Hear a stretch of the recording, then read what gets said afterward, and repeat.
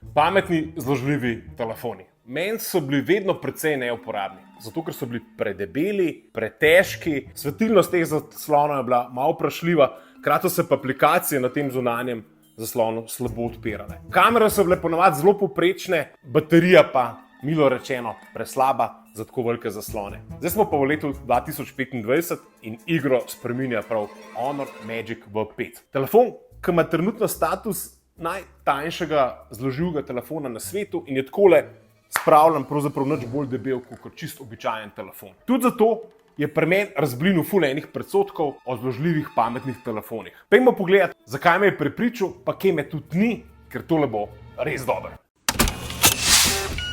Evo, točka številka 1, dizajn tega pametnega telefona. Noben ne bo rekel, da je grd, mi pa tale barva meni osebno ne ustreza. Dve barve boste v Sloveniji, bela in pa črna barva. Je pa to povprečno velik telefon. Ne vem, kako naj povem, ne vem, kako se to vidi v mojih rokah. To je diagonale, torej 6,43. Notranji zaslon je odličen za gledanje YouTube video posnetkov. Tam sem najbolj užival, ker drugače aplikacije za te zaslone niso najbolj prilagojene. Prav tako pa je mogoče pri zunanjem zaslonu ena manjša težava, da je mogoče mičkam preozek, ampak to je težava vseh zložljivih telefonov.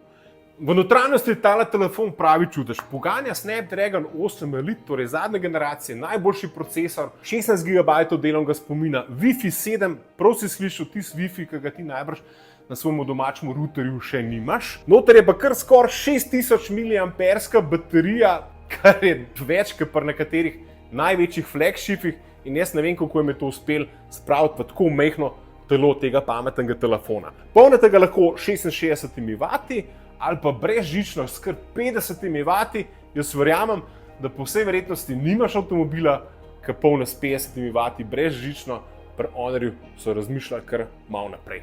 Tako da pod pokrovom štima čisto vse. Valjda pa tudi presenetljivo vse štima na področju kamer.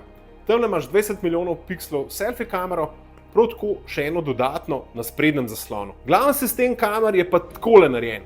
Imate eno periskopsko z 64 megapiksli pa s precej dobrimi povečavami, ta drugi dve ste pa širokokotni, torej 50 megapikslov pa 50 megapikslov ultra-wide. Ok, da potegnem črto. Honor Magic V5 bi bil lahko moj daily driver. Namreč pokrijejo toliko enih kljukc, ki jih prej foldable telefoni niso. Tako da, thumbs up za Honor, keep up the good work, dajmo temu tako reči, pa ja, naslednjič mi pošljite Mate Black.